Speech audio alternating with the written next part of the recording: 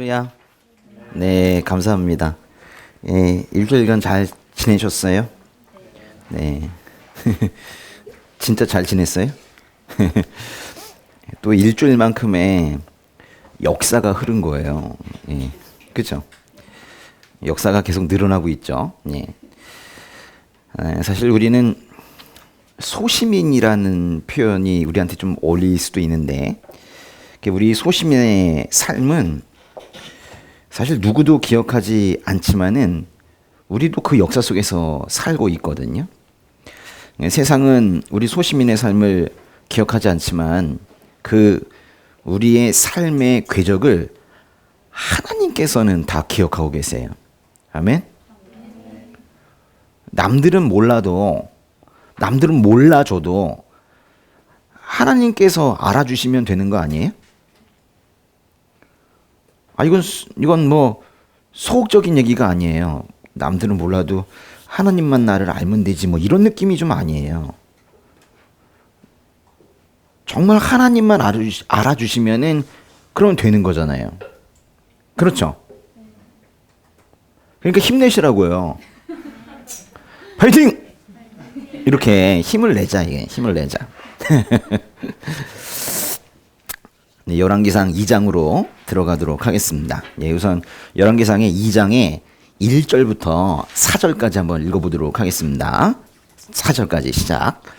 다윗이 죽을 때가 다가오자 아들 솔로몬에게 당부했습니다. 내가 이제 세상 모든 사람들이 가는 길로 가게 됐다. 그러니 너는 강해지고 대장부가 되어야 한다.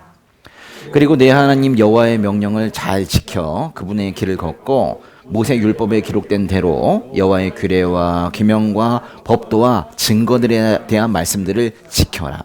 그러면 네가 무엇을 하든지 어디로 가든지 모든 일이 잘 될 것이다. 여호와께서 내게 네 자손들이 어떻게 살지 주의하고 내 앞에서 마음과 정성을 다해 신실하게 행하면 이스라엘의 왕위에 오를 사람이 내게서 끊어지지 않으리라고 하신 약속을 이루실 것이다. 아멘. 열왕기상 1장은 힘없고 늙은 다윗 이야기를 하더니 이제 열왕기상 2장으로 넘어오니까 곧 죽는 다윗 이야기를 하고 있어요. 열왕기상 2장은 이렇게 시작이 되네요. 읽어볼까요, 다시? 다윗이 죽을 때가 다가오자 뭐 이렇게 이제 시작하고 있어요. 죽을 때요, 당부했대요. 죽을 때 당부하는 게 뭐예요? 두 글자로 유언이죠, 그렇죠? 그러니까 지금 다윗의 유언을 오늘 보게 되는 건데요. 이제 곧 죽을 왕이 이제 이스라엘의 새로운 왕위에 오를 사람에게 주는 어떤 훈계 같은 것이 바로 오늘 이야기입니다. 우선 다윗이 솔로몬에게 무엇을 당부하는지 보세요. 2절 보시면은 너는 강해지고 대장부가 되어야 한다. 이렇게 말하고 있잖아요. 강해져라. 그리고 대장부가 되어라. 뭐 이렇게 말을 하고 있어요. 그리고 이어지는 조언도 보시면은 좀 길다, 그렇죠? 네 하나님 여호와의 명령을 잘 지켜 그분의 길을 걷고 모세 율법에 기록된 대로 여호와의 규례와 계명과 법도와 증거들에 대한 말씀들을 지켜라. 여기까지 보시면요, 한 4줄 정도까지가 좀 짧게 말하면 이거예요. 하나님 말씀 잘 들어, 이거죠. 하나님 말씀 잘 듣고 잘 지키라고요. 그래서 여기까지 요약을 하면 다윗의 유언은 이렇습니다. 첫째, 강해지고 대장부가 되어라. 둘째, 하나님 말씀을 잘 듣고 잘 지켜라. 이거예요. 첫째는 뭐라고요? 강해지고 대장부가 되어라. 둘째, 하나님 말씀 잘 듣고 잘 지켜라. 이게 마지막에 다윗이 솔로몬에게 당부한 거예요. 이게 뭐 솔로몬한테만 당부했겠습니까? 그죠? 예. 다윗의 입을 통해서 결국 하나님께서 우리에게 주시는 말씀이겠죠. 3절 끝과 그 4절에 보시면은 하나님 말씀을 잘 듣고 살았을 때 주어지는 상이 나오거든요. 그러면 내가 무엇을 하든지 어디로 가든지 모든 일이 잘 될 것이다. 그 다음 절 보세요. 그리고 하나님께서 뭐뭐뭐 약속을 이루실 것이다. 하나님께서는 많은 약속을 하시는데 그걸 다 이루실 것이래요. 지금 이거를 요약을 하면 이겁니다. 너만 잘하면, 순종을 하면 모든 일이 잘 될 것이다. 우리 모든 일이 잘 된다는 것을 또 성경에서 형통이라는 표현을 쓰고 있잖아요. 순종하면 형통한다. 순종하면 잘 될 것이다. 이렇게 말하고 있는 거예요. 순종. 이건요, 잘 듣는 것에서 시작을 해요. 그러니까 듣지 않으면 순종도 할 수가 없는데, 그러니까 일단 들어보고 순종할지 말지를 결정하는 게 아니라 순종하기 위해서 듣는 거죠. 뭐라고요? 순종하기 위해서 듣는 거라고. 그러니까 순종하기 위해서 듣기 때문에 얼마나 잘 듣겠어요. 아주 열심히 듣죠. 왜냐면 순종을 해야 되니까. 잘 안 들리면 순종 안 하는 게 아니야. 순종을 하기 위해서 애를 써서 듣는 거예요. 하나님의 명령을 잘 듣기 위해서는 그래서 기도하고 말씀을 잘 읽고 이 두 가지를 충실하게 해야 되는 거예요. 하나님께서는 기도 중에 그 마음의 떨림으로 말씀하시기도 하고 또 지금처럼 이렇게 하나님 말씀을 공부할 때 하나님 말씀을 통해서 말씀하시기도 하거든요.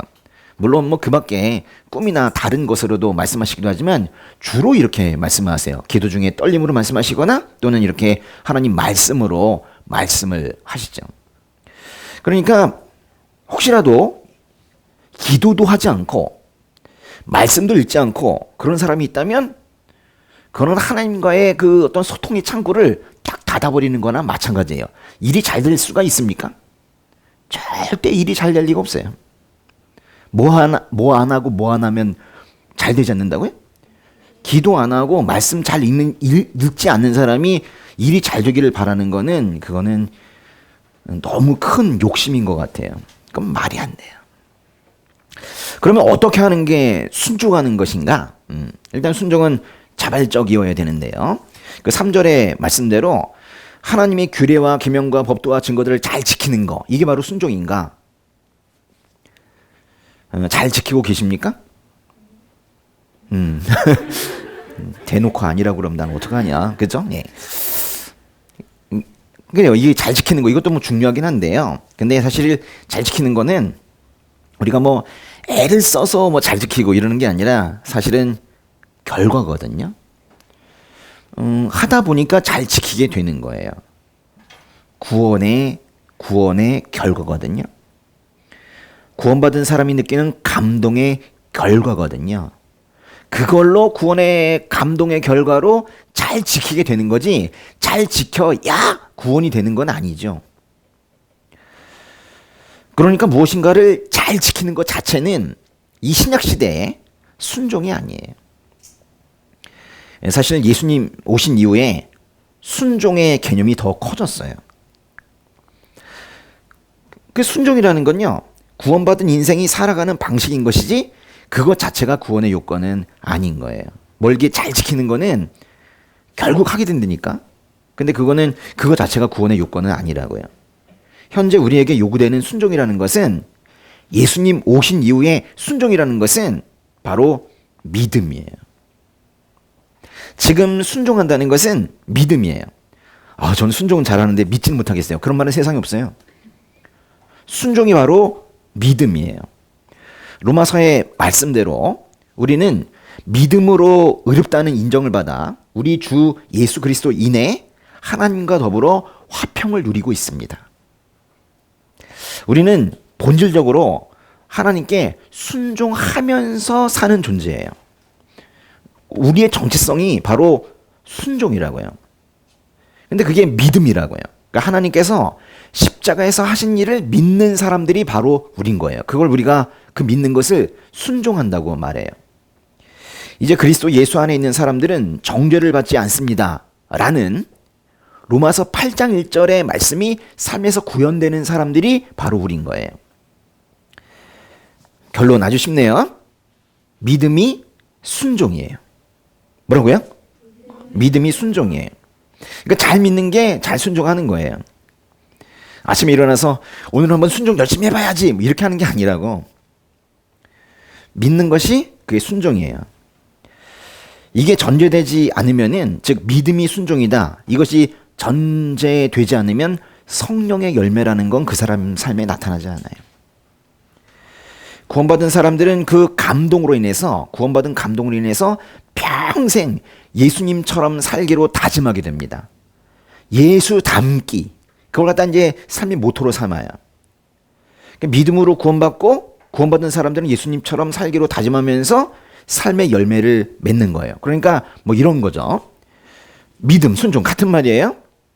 그러니까 믿으면 구원이 돼요. 로마서에서 하고 있는 얘기가 다 이 얘기잖아요. 그죠? 믿음으로 구원이 된다. 그런데 우린 또 이거를 또 원해요. 사실 좀 어려운 말로 한다면 이게 바로 칭의죠. 칭의. 그리고 이게 바로 성화입니다. 성화. 그러니까 구원받은 사람이 이렇게 삶의 열매도 맺게 되는 거죠. 그 다윗의 유언을 확장해 보면 결국에는 열매를 맺으라는 거예요. 열매 맺는다. 뭔 뜻이에요? 예수님처럼 사는 거예요. 물론 다윗이 직접 솔로몬한테 예수님처럼 살아라 이렇게 말은 하진 않았지만 사실은 이 말을 하고 있는 거예요. 예수 닮기, 예수처럼 살아라, 솔로몬아. 이 뭐 이렇게 얘기한 거예요. 그래야지 뭐 삶이 변하는 거거든요. 아직 다윗의 유언은 끝나지 않았습니다. 이제 다윗은 자신이 살아서 처리하지 못한 어떤 미해결 문제가 있어요. 다 하지 못한 것 같아요. 그것을 솔로몬에게 마무리하라고 말을 하는데요. 일단 5절과 6절 한번 읽어보도록 하겠습니다. 시작. 또한 내가 스루야의 아들 요압이 내게 어떻게 했는지 곧 이스라엘 군대의 두 사령관인 네리의 아들 아브넬과 예델의 아들 아마사에게 어떻게 했는지 알 것이다. 평화의 때 요압이 그들을 죽여 전쟁의 피를 흘리고 피로 그의 허리띠와 신발에 묻혔다. 그러니 너는 지혜로 그를 다루어 그의 백발이 평안히 무덤으로 내려가지 못하게 하여라. 5절과 6절 사실 한 사람 얘기를 계속하고 있는 거예요. 누굴 죽이라고 말하고 있어요? 요압이죠. 요압. 예. 요압 아십니까? 예. 사무엘 상하에서 계속 나오던 사람이 바로 요압인데요. 요압은 어떻게 보면 다윗의 친척인데요. 그리고 사실 오랫동안 다윗의 군사령관이었단 말이에요. 사실 다윗이 그 밧세바의 남편 우리아를 죽일 때에도 요압이 동조해서 가장 격전지로 사실 우리아를 보내가지고 죽였거든요. 사실 요압이 다윗의 죄에 합류한 거예요.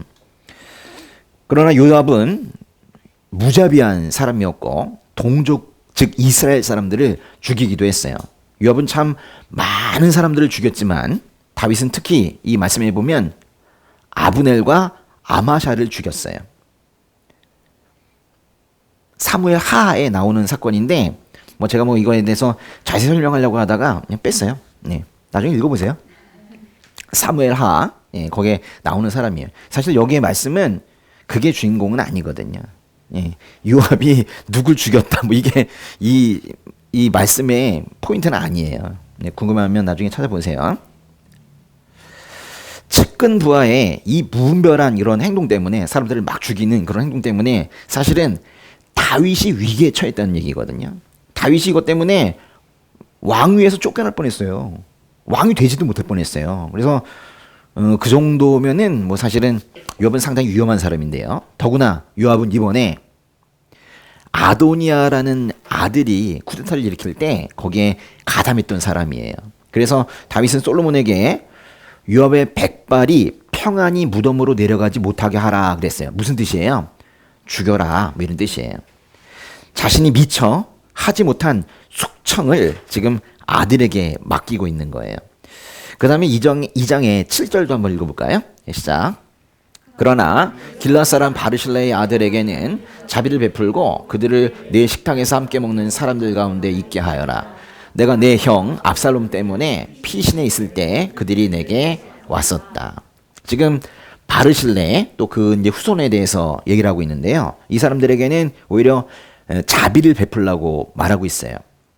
압살롬의 반역으로 즉 아들이 반역을 일으켜서 다윗이 피난을 갔었잖아요. 그때 바르실레가 먹을 것도 주고 그랬거든요. 사무엘하 17장에 나오는 그런 이야기인데 이것도 여러분 읽어보세요. 사무엘하 17장에 나오는 얘기예요. 자비를 베풀라라고 이제 또 말하고 있어요. 근데 이것도 마찬가지로 사실 다윗이 살아있을 때 마무리하지 못한 것을 즉 미해결 과제를 지금 아들에게 네가 마저 해라 라고 말하고 있는 거예요. 2장 8절부터 9절까지 두 절도 한번 읽어보도록 하겠습니다. 그리고 명심할 것이 있다. 바울임 출신의 베냐민 사람 게라의 아들 시므이가 내 곁에 있다는 것이다. 그는 내가 마하나임으로 가던 날 내게 저주를 퍼부은 사람이다. 시므이가 나를 만나러 요단강으로 내려왔을 때 나는 그에게 내가 칼로 너를 죽이지 않겠다라고 여호와를 두고 맹세했다. 그러나 이제 그에게 죄가 없다고 여겨서는 안 된다. 너는 지혜의 사람이니 그를 어떻게 해야 할지 알 것이다. 그의 백발이 피로 물들어 음부로 내려가게 하여라. 또 다윗은 이 사울의 가문 사람 중에 한 명인 시므이에 대해서도 지금 아들에게 경고를 합니다. 사울을 대신하게 된 다윗에게 앙심을 품으면서 시므이가 공개적으로 다윗에게 저주를 퍼부었고 압살롬의 반역을 피해서 도망하던 그 다윗을 조롱하던 그런 인물이 바로 시므이예요. 이것도 사무엘하 16장에 나오는 이야기입니다. 그런데 압살롬의 죽음으로 그 반역이 결국 진압이 되니까 이 시므이가 다윗을 조롱했던 자신의 죄가 얼마나 심각한 것인지를 깨닫고 1000명에 달하는 베냐민 지파 사람들을 이끌고 다윗을 찾아와서 자비를 구해요. 잘못했습니다. 살려주세요. 뭐 그랬죠. 그래서 이제 다윗이 시므이의 목숨을 구해 주었지만은 마지막까지도 그 시므이에 대한 증오심이 사라지지 않은 것 같아요. 그래서 다윗은 분명히 살아있을 때에는 시므이를 만났을 때에는 너를 죽이지 않겠다라고 했지만은 솔로몬에게 죽이라고 그래요. 다윗의 미해결 과제가 많네요. 그렇죠? 그러니까 죽기 직전에 막 미처 처리하지 못한 것들이 막 생각이 났나 봐요. 일단 누굴 죽이라고 그랬어요? 요압을 죽여라. 또 바르실레와 그 후손들에게 자비를 베풀어라. 또 시므이를 죽여라. 이게 이제 아들에게 실제적으로 요청한 미해결 과제들이에요. 시간은 되돌릴 수가 없죠.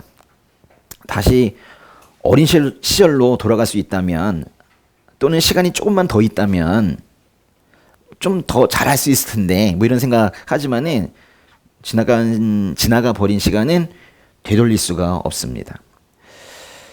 잘못한 거는 다시 잘하고 싶기도 하고 해결하지 못한 문제는 해결하고 싶기도 하겠지만은 특별히 뭐 다윗처럼 이렇게 죽음의 순간에는 뭐 그런 것들이 말 그대로 주마등처럼 이렇게 흘러갈 거예요. 야, 그거를 했어야 됐는데. 그러나 시간은 되돌릴 수가 없죠. 사람들은 간혹 그런 말을 하는 것 같아요. 학창 시절로 되돌아갈 수 있다면. 그때도 공부 안 했으면서 계속 이제 그걸로 되돌아가면 다시 공부 열심히 하겠대요. 뭐. 전혀 가능성이 없어요. 그죠? 전혀 가능성이 없는 그런 가정을 그냥 해보는 거예요. 근데요, 혹여라도 진짜 돌아갔어. 똑같아요. 그때 그게 한 것이 최선이었기 때문에 똑같다고요. 좀 더 잘할 수 있다는 건 지금 그것들 다 경험하고 지금 와서 생각해서 그러는 거지 그때로 돌아가면 똑같단 말이에요. 그땐 그것이 최선이었어요. 부족한 최선이었어요. 그러니까 죽기 전에 누군가에게 이렇게 미해결 과제가 있다면은 다윗처럼 여전히 해결되지 않은 상태로 죽게 될 거예요. 그게 인간이에요. 우리가 뭔가를 다 해놓고 죽을 것 같은데 그렇지가 않단 말이에요. 삶의 문제를 다 해결하지 못한 상태로 죽는 게 바로 인간이에요. 다시 시간을 되돌릴 수 있다면 뭐 그런 생각을 좀 하지만은 안 돼요. 예. 돌아가도 예전 그대로입니다. 최선이었어요. 그러니까요, 우리는 결국에 죽을 때 보면은 뭔가 이렇게 남겨놓고 죽거든요. 해결하지 못하고 죽어요.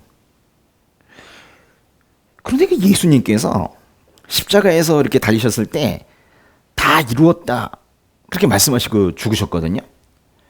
그게 얼마나 엄청난 표현인지 아세요? 우리 중에 누가 그렇게 말하고 죽을 수 있겠어요? 난 죽어도 돼. 다 이루었다. 그건 예수님이니까 가능한 거고 우리는 그렇지 않단 말이에요. 우리는 이렇게 맞다. 요압도 죽여. 맞다. 바르실레 잘해줘. 시므이 죽여야 돼. 이게 딱 다윗이 하고 있는 게 이게 딱 인간이에요. 인간의 죽음은 갑작스럽게 찾아와요. 누구나 예상하는데 이상하게도 갑작스럽게 찾아와요. 그래서 사람들이 누구나 예상했으면서도 울잖아요. 이렇게 갑자기 가시면 어떡하니? 알고 있어요. 우린 다 죽을 거라는 거. 그런데도 죽으면 다 갑자기 죽는 것처럼 느껴지죠. 그런데 그렇게 대단하다던 다윗의 죽음도, 심지어는 하나님 마음을 시원하게 한다는 그 다윗의 죽음도 성경에서는 아주 간단하게 표현을 하고 있어요. 10절에서 12절까지인데 사실은 10절 한 절이 다윗의 죽음을 제대로 표현하는 거거든요. 일단 3절 한번 읽어볼게요. 그러고 나서 다윗은 죽어서 그의 조상들과 함께 다윗성에 묻혔습니다. 다윗은 40년 동안 이스라엘을 다스렸는데 헤브론에서 7년 동안 다스렸고 예루살렘에서 33년 동안 다스렸습니다. 솔로몬은 아버지 다윗의 왕위에 앉았고 나라를 튼튼히 세웠습니다. 다윗이 죽었습니다. 보세요. 영적 거장의 죽음이 너무 간단하게 표현이 되어 있는 거예요. 아니 그래도 좀 이렇게 천천히 뭔가 이렇게 묘사를 하면서 죽어야 될 것 같은데 그냥 갑자기 죽었다 이래요. 너무 박한가요? 그러면서 다윗의 인생을 아주 짧게 요약해요. 40년 동안 이스라엘을 다스렸다. 이게 끝이에요. 결국 다윗은 죽었고 솔로몬이 그 뒤를 이었는데요. 오히려 성경은 이 부분에 집중해요. 다윗이 죽은 거에 집중하는 게 아니라 다윗을 이어서 솔로몬이 왕이 되었다, 이 사실에 집중해요. 하나님께서 분명히 다윗 다음은 솔로몬이다 이렇게 말씀하셨기 때문인데요. 그러니까 성경이 관심을 가지는 건 사실은 다윗이 아니에요. 성경이 관심을 가지는 건 하나님의 약속이 성취되었는가 그거예요. 그래서 다윗의 죽음이 그렇게 간단하게 표현이 된 거예요. 오히려 솔로몬이 그 뒤를 이었다 이렇게 말하고 있는 거예요. 오늘 다 봤네요 벌써, 그렇죠? 예. 내용이 이렇습니다. 예. 그런데 다윗이 솔로몬에게 삶의 방향을 알려주고 있는 2절 있죠. 2절을 다시 한번 읽어보도록 하겠습니다. 2장의 2절로 가보세요. 읽어볼게요. 내가 이제 세상 모든 사람들이 가는 길로 가게 됐다. 그러니 너는 강해지고 대장부가 되어야 한다. 상당히 포괄적이고 삶의 어떤 방향이고 그래요. 뭐 누굴 죽여라 뭐 이런 거는 상당히 구체적인 건데 이거는 어떤 인생관, 세계관을 지금 말하고 있는 것 같아요. 강해지고 대장부가 되어야 한다. 그걸요, 그 개역개정에서는 이렇게 표현해요. 힘써 대장부가 되라. 강해지고 힘써, 이렇게 강해지고를 힘써라고 표현했는데 이게 꾸며주는 말이 아니라 힘써라 이거예요. 그리고 대장부가 되라 이런 얘기고. 세번역에서는 좀 굳세고 장부다워야 한다. 좀 표현이 웃기다. 그 다음에 현대인의 성경은 남자답게 굳세게 살아라 이렇게 표현해요. 이게 대장부가 남자예요? 이게 원문이 그래요. 이게 남자라는 뜻이에요. 진짜 남자가 되어라 이런 뜻이에요. 그래서 영어 성경에서는 show yourself a man, 네가 남자인 걸 보여줘라 뭐 이런 거예요. 근데 이걸 이제 우리 한글 성경에서는 대장부, 장부 뭐 이렇게 표현을 한 거예요. 여긴 지금 두 가지를 사실 말하고 있는 건데요. 보시면 너는 강해지고 대장부가 되어야 한다. 사실 이 강해지고라는 게 따로 하나의 동사예요. 이 히브리어의 하자크라는 동사거든요. 그러니까 너는 강해져라, 하자크 해라 뭐 이렇게 얘기하는 거예요. 또 대장부가 되어야 한다. 대장부는 이제 남자인데요. 이쉬라는 말 들어봤죠? 이쉬. 그리고 되어야 한다. 이건 뭐 하야 이런 뜻이에요. 그러니까 이것 따로 이것 따로예요. 넌 강해져라. 그 대장부가 되어라. 뭐 이렇게 말하고 있는 거예요. 하자크, 하야, 이쉬 요런 단어들을 예전에 이 같은 문장에 이 단어들이 있는 것을 우리가 본 적이 있어요. 물론 기억하기는 쉽지 않은 그런 말씀입니다. 어디서 봤냐면 사무엘상 4장 9절인데요. 한번 볼게요. 사무엘상 4장 9절 한번 읽어보세요. 블레셋 사람들아 대장부답게 강해지자. 그렇지 않으면 전에 히브리 사람들이 우리 종이 됐던 것처럼 우리가 히브리 사람들의 종이 되고 말 것이다. 대장부답게 나가서 싸우자. 여기서 그 대장부답게 강해지자. 이게 바로 이쉬답게 하자크하자 뭐 이런 뜻이에요. 똑같은 표현입니다, 이게. 이거 지금 누가 하는 말이에요? 근데 이거는 블레셋 사람들이 지금 자기 팀을 두고 하는 말이에요. 우리 좀 힘내자 뭐 이렇게 지금 얘기하고 있는 거거든요. 이스라엘 군대는 하나님께서 돕고 계시니까 우리가 믿을 건 우리밖에 없어. 우리 스스로가 대장부가 되어서 강해지는 것밖에 없어. 저쪽은 하나님이 저 히브리 사람들을 돕고 있잖아. 이런 뜻이에요. 그러니까 우리가 힘을 내야지 뭐 어떡하겠어 라고 하는 거예요. 근데 이 싸움에서 블레셋이 이겨요. 심지어 이스라엘은 하나님의 언약궤도 이 전쟁에서 뺏겨요. 엘리 제사장의 두 아들도 죽어요. 그 소식을 들은 엘리 제사장도 죽어요. 그러니까요, 강해지고 대장부가 되어라 라는 말은 이렇게 블레셋 사람들처럼 하나님을 믿지 않는 사람들도 하는 말이에요. 강해져라, 대장부가 되어라. 세상에서도 이 말을 한단 말이에요.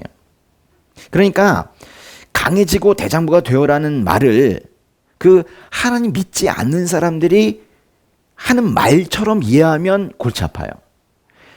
발음만 똑같지 사실 내용이 달라요. 다윗은 블레셋이 말했던 것, 블레셋 사람들이 말했던 그 전사의 용어를 쓴 게 아니에요. 강해지자 이게 아니에요. 도대체 다윗이 말한 이 강해져라 또 대장부가 되어라 이게 무슨 뜻이냐는 거예요.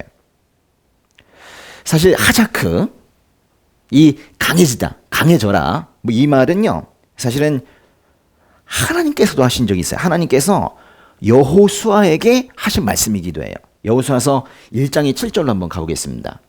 시작.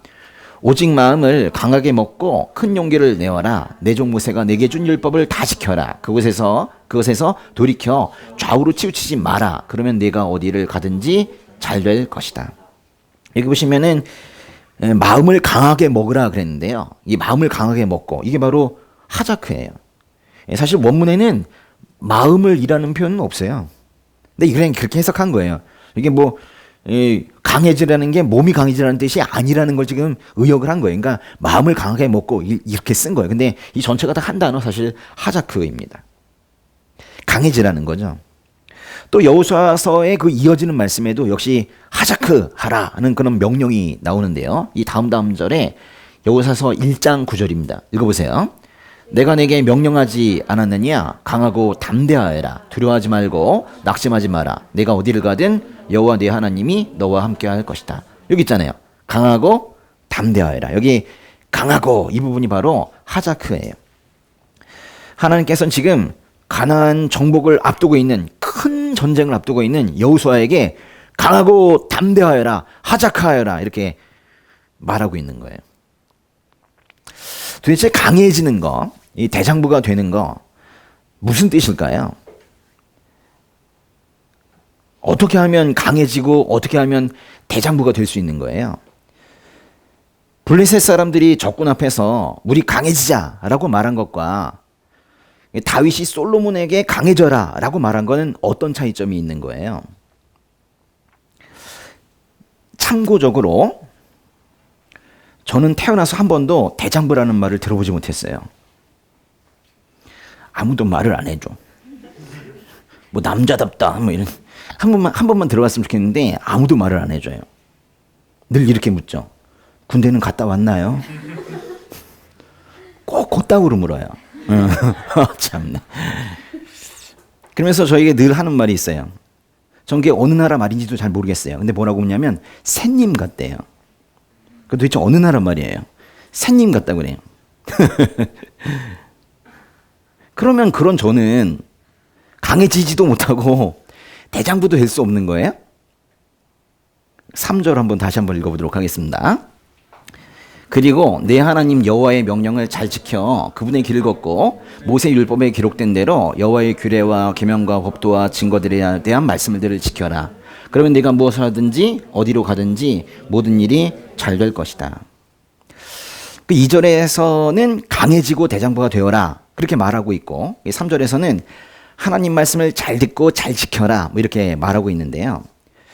그 두 말씀의 관계는 뭘까요?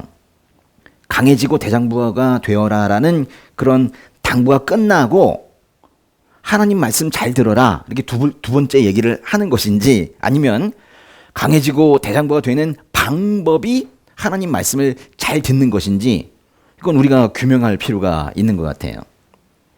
일단 히브리어 문장에서 2절과 3절은 떨어져 있지 않습니다. 3절은 영어로 치면은 그리고 and, 네? 이걸로 연결이 되어 있어요. 그러니까 2절과 3절은 사실은 원래는 같은 문장이거든요. 그러나 그 정도의 어떤 히브리어 문법 정도로 2절의 구체적인 방식이 3절이라고 말하기는 어려울 것 같아요. 그러나 여호수아서 1장 7절을 다시 한번 보도록 하겠습니다. 오직 마음을 강하게 먹고 큰 용기를 내어라. 내 종 모세가 내게 준 율법을 다 지켜라. 여기까지 보세요. 마음을 강하게 먹고 큰 용기를 내래요. 내 종 모세가 내게 준 율법을 다 지켜래요. 하나님 말씀을 지키라는 거예요. 성경을 읽지 않는 사람들은 이 마음을 강하게 먹는 것과 이 하나님 말씀을 잘 듣고 지키는 것을 연결시키지 못해요. 저거는 완전히 다른 얘기거든요. 두 가지는 사뭇 달라 보여요. 이게 바로 이제 세상 사람들이 보는 시각이에요. 그래서 블레셋 사람들은요, 강해지자 이렇게만 말하고 율법을 지키자는 말, 하나님 말씀을 잘 지키자는 말은 결코 못한 거예요. 그런데 우리는 이 두 문장이, 즉 강하고 대장부가 되어라는 이 문장과 하나님 말씀을 잘 듣고 잘 지키자는 이 문장이 아주 긴밀하게 연결되어 있다는 것을 우리는 알고 있어요. 하나님의 말씀을 잘 듣고 잘 지키는 것이 바로 강해지는 거예요. 여기서는 그것을 의도하고 쓴 거예요. 강해진다는 것은 목소리를 우렁차게 하고 뭐 근육을 뽐내는 그런 게 아니에요. 진정으로 강한 사람은 이 마음 안에 기준이 있는 사람이에요. 기준. 마음 안에 기준이 있는 사람이 그 사람이 강한 사람이에요. 근데 중요한 것은 그 기준은 하나님께서 만들어주신 기준이어야 되지 자기가 만들면 안 되죠. 늘 삶의 기준이 되는 하나님의 말씀을 따라 사는 거, 그게 바로 강한 거예요. 그러면요, 그런 사람들은, 하나님의 말씀을 따라 사는 사람들은 하나님의 말씀이 변하지 않기 때문에 그 사람도 상황에 흔들리지 않아요. 비척거리지 않습니다. 세상의 유혹이 오든 세상의 협박이 오든 상관없어요. 또 누군가 내 속을 긁든 말든, 네? 상관없이 이 마음 안에 하나님의 말씀이, 즉 기준이 있는 사람은 그저 그 말씀을 따라서 뚜벅뚜벅 걸어가게 되어 있는 거예요. 그런 사람들을 히브리서에서 뭐라고 하고 있냐면요, 히브리서 11장 38절인데요. 한번 읽어보세요. 세상은 그들에게 가치가 없었습니다. 그래서 그들은 광야와 산과 동굴과 땅굴 등에서 떠들며 살았습니다. 개역개정에서는 이렇게 표현하고 있는데요, 괄호 안에 있는 것만 읽어보세요. 이런 사람은 세상이 감당하지 못하느니라. 뭐 같은 표현이에요. 하나님 말씀만 따라서 살겠다고, 이 안에 있는 그 기준을 따라서 난 뚜벅뚜벅 혼자 걸어가겠다고, 세상에 어떤 소리가 나도 나는 듣지 않겠다고, 그냥 나는 내 스스로 내 하나님께서 정해주신 내 길을 간다고 이러는 사람들은 세상이 그들에게 가치가 없어요. 세상이 그들을 감당할 수가 없어요. 정말 무서운 사람들인 거예요. 그냥 가는 거예요. 이 말씀을 잘못 이해해서 이게 뭐 세상 버리고 은둔하라, 사막으로 가라 이런 얘기가 아니에요. 삶에서 가장 가치가 있는 것은 잘 죽는 것이다. 세상에서 가장 가치가 있는 것은 영생이다. 이거를 깨달은 사람들을 이렇게 말하는 거예요. 가장 잘 죽는 게 중요하고, 즉 예수님을 믿으면서 죽는 것이 중요하고, 그래서 영생을 얻는 것이 중요하다고 생각하는 이 사람들은요, 현재의 삶도 열심히 살아요. 현재의 삶에 이 땅에서 하나님과 함께 하고 있는 삶 있죠. 이거를 매우 중요하게 여겨요. 하나님과 함께 하고 있는 삶. 그거를 두 글자로 임재라고 그래요. 임재. 그러니까 임재를 아주 최고의 가치로 여기는 사람들이 바로 무서운 사람들이에요. 그 사람들이 강한 거예요. 그 사람들이 대장부인 거예요. 임재. 그거 말고는 다 형편없는 거예요. 임재. 그거 말고는 다 쓰레기처럼 여기는 거예요. 바울처럼. 이런 사람들은 진짜 무서워요. 뭐 얘기를 해도 듣질 않아. 그냥 이 안에 있는 그 기준 따라 그냥 가는 거거든요. 하나님께서 가라고 하시면 가고, 멈추라고 하시면 멈추고, 하나님께서 믿으라 그럼 믿고, 지켜라 그러면 지키고, 이런 사람들은 세상이 감당할 수가 없어요. 세상의 소리에 흔들리지 않습니다. 왜 그렇게 되느냐? 주인이 명확한 거예요. 주인이. 응? 자기 주인이 누군지를 명확하게 알고 있는 거예요. 그 생각이 24시간 흔들리지 않는 거예요. 나의 주인은 하나님, 명확한 거예요. 여러분 삶의 주인은 누구예요? 그게 흔들리면은 다 흔들리는 거예요. 강해지고 대장부가 된다는 것은 이렇게 하나님 말씀을 잘 듣고 지키는 그런 사람이 되는 거예요. 하나님께서 사랑하라 그렇게 하셨기 때문에 사랑을 하는 거예요. 하나님께서 용서하라 말씀하셨기 때문에 용서하는 거예요. 어떻게 사랑하죠? 어떻게 용서하죠? 그것도 배부른 소리예요. 하나님께서 사랑하라고 하셨으면 사랑하는 거예요. 그래서 사람들이 이렇게 하죠. 아유, 어떻게 저 사람을 사랑할 수 있지? 근데 이 사람은 사랑을 해요. 왜? 하나님께서 사랑하라고 하셨으니까. 이런 사람들은 무서운 사람들이에요. 강한 사람들이에요. 대장부예요. 또 어떻게 저런 사람을 용서할 수 있지? 근데 이 사람은 용서해요. 왜? 하나님께서 그렇게 하라고 하셨으니까. 도저히 사람의 눈으로는 사랑할 수 없고 도저히 사람의 눈으로는 용서할 수 없는 사람을 사랑하고 용서하는 사람이 강한 사람이에요. 그런 사람이 대장부인 거예요. 로마서 5장의 말씀도 한번 볼게요. 한번 읽어보세요. 의인을 위해 죽는 사람은 거의 없고 선한 사람을 위해 가감히 죽는 사람은 간혹 있기는 합니다. 다음 절. 그러나 우리가 아직 죄인이었을 때 그리스도께서 우리를 위해 죽으심으로 하나님께서는 우리에 대한 그분의 사랑을 나타내셨습니다. 말씀 그대로 의인을 위해서 죽는 사람은 거의 없고 선한 사람을 위해서 죽는 사람은 뭐 간혹 있대요. 그런데 죄인을 위해서 죽는 사람이 있는가? 죄인을 위해서 누군가 죽는다면 아니 목숨을 왜 그렇게 버려? 왜 하필 왜 죄인을 위해서 죽어? 그런 의문이 일어나는 거예요. 그런데 우리가 늘 기억하면서 살고 있는 이 예수 그리스도께서 바로 죄인을 위해서 죽으신 분이에요. 왜 그렇게 하셨는가? 왜 예수님께서 죄인을 위해서 죽으셨어요? 이유는 간단해요. 하나님께서 그렇게 하셨기 때문에, 하나님께서 그렇게 하라고 하셨기 때문에 그렇게 하신 거예요. 그 빌립보서 2장의 말씀처럼 예수님은 자신을 낮춰서 죽기까지 순종하셨어요. 그래서 십자가에 달려 죽으셨어요. 왜? 하나님께서 그렇게 하라고 하셨으니까. 그게 바로 하나님의 말씀을 따라 사는 거예요. 취사 선택하는 게 아닙니다. 하나님의 말씀 중에서 요거는 내가 한번 해볼 수 있겠네. 요거는 마음에 드네. 이래가지고 하는 게 아니고 하나님께서 하라고 하시면 하는 거예요.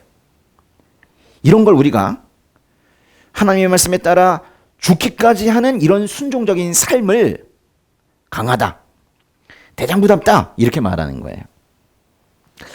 이스라엘의 왕은 다른 나라의 왕은 몰라도 이스라엘 왕은 그 본질이 백성들에게 명령을 내리는 사람이 아니에요. 오히려 하나님의 명령을 잘 받아가지고 이 땅에 구현하는 사람이 바로 이스라엘의 왕이죠. 그게 왕이 되는 비결이고 그것이 바로 대장부가 되는 길이에요. 우리는 그 베드로 전서의 말씀처럼 하나님께서 택하신 족속이고 왕 같은 제사장이고 그분에게 소유된 백성들이에요. 그러니까 우리는 왕 같은 제사장으로서 이스라엘의 왕처럼 하나님의 명령을 잘 따라야 되는 거예요. 그런데 대장부라는 말을 한 번도 들어보지 못한 저에게, 예? 제발 한 번만 듣고 그랬으면 좋겠는데, 저에게 오늘 말씀은 참 위로가 되는 거예요. 예?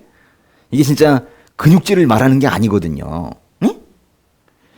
하나님 말씀을 잘 듣고 지키는 사람이 강한 사람이 되는 것이고, 그런 사람이 대장부인 거예요. 그러니까 저와 여러분에게도 희망이 있는 거예요. 네? 만약에 그게 아니었으면 헬스장 가야죠. 근데 안 가도 돼요. 건강을 위해서 간다면 상관없는데 대장부가 되기 위해서 갈 필요는 없는 거예요. 하나님 말씀에 따라서, 하나님 말씀 따라 살면 저와 여러분도 그렇게 인정이 되는 거예요. 뭐 사실 우리가 뭐 아직은 부족하죠. 예? 아니에요? 부족하잖아요. 빨리 인정하세요. 미안해요. 네, 저 혼자 부족한 것 같은데. 예, 사실은 근데 우리가 모두가 지금 그렇게 강해지고 있는 과정 중에 있잖아요. 그렇죠? 아니, 성경은요, 크리스천들에게 약해져라 이렇게 말하진 않아요. 우리에게 강해져라, 승리하라 이렇게 얘기하죠. 근데 이제 그 강해지고 승리하는 그 방법과 그 용어의 정의 자체가 세상과 다르다 뿐이지 우리에게 지라고 하진 않아요. 강해지라, 예, 승리하라 이렇게 말하죠. 우리는 강해져야 돼요. 그렇죠? 장로님도 강해지셔야 되고, 권사님도 강해지셔야 되고, 집사님들도 강해지셔야 되고, 형제님들도 강해지셔야 되고, 자매님들도 강해지셔야 돼요. 알았죠? 강해져야 돼요. 이게 뭔가 이게 내면에 힘이 있어야 돼요. 네? 네. 하나님 말씀 따라서 살고 싶어요, 전. 이제 살고 있습니다라고 말하지는 못하겠어요. 근데 하나님 말씀 따라서 저도 이제 살고 싶어요. 그래서 일단은 말씀이 있는 거예요. 제가 뭐 설교를 하기 위해서 말씀이 있는 것이 아니라, 그렇게 살아보고 싶어가지고, 그래서 말씀이 있는 거예요. 구체적으로 좀 더 말해보면요. 하나님께서 사랑하시는 그분, 즉 예수 그리스도를 따라서 살고 싶어요.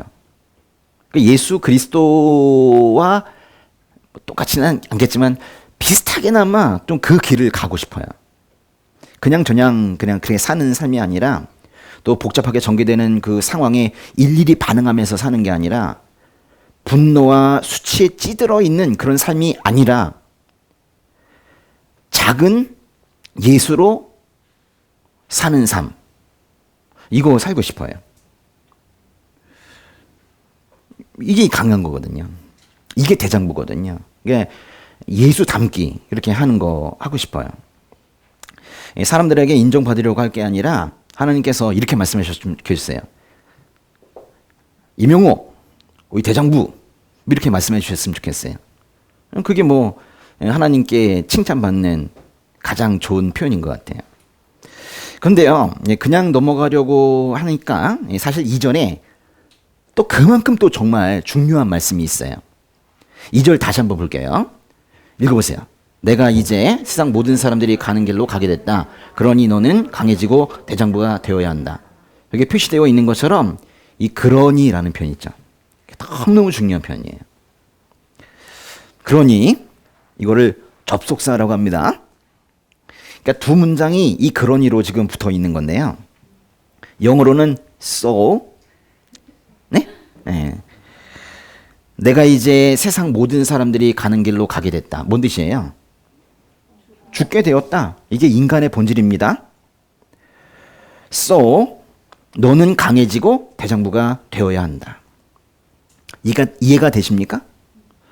얼핏 보면 두 장이 왜 so 이렇게 되어 있는지 이해가 되지 않는 거예요. 아니, 다윗이 죽는 거랑 솔로몬이 강해지고 대장부가 되는 거랑 무슨 상관이 있는 거예요? 왜 두 가지를 so 이러면서 연결시켜 놓은 거예요?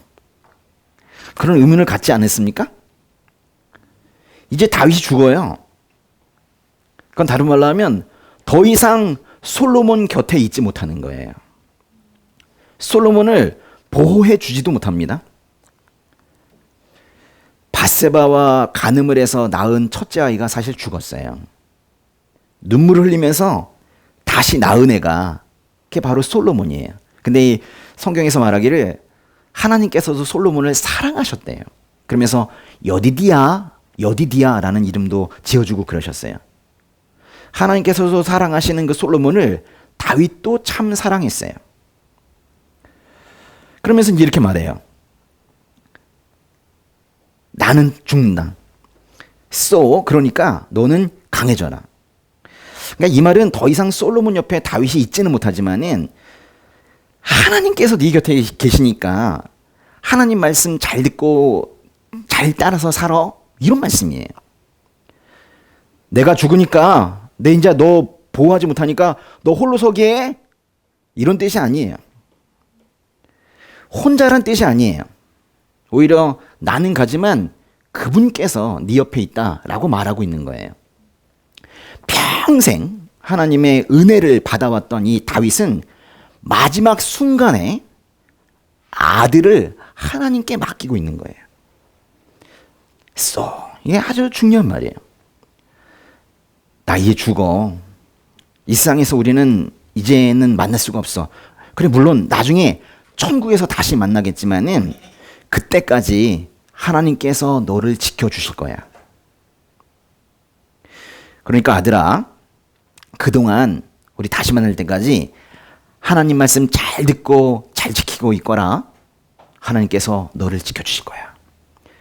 사람이 강해진다는 것은 홀로 서게 하는 게 아니란다.